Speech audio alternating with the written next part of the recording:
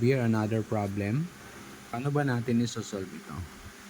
So 24 is 4/7 of a number. What is the number? Para ma-solve natin to, gawa tayo ng box.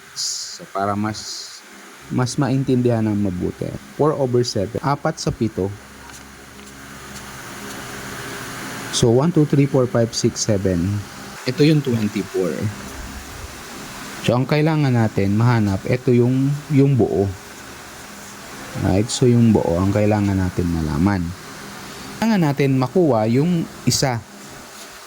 Yung isang box. So since 4 sila, i-divide natin yung 24 ng 4.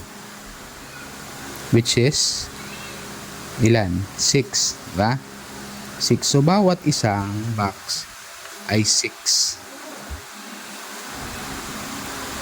6 times 4, 24. And that is 4/7.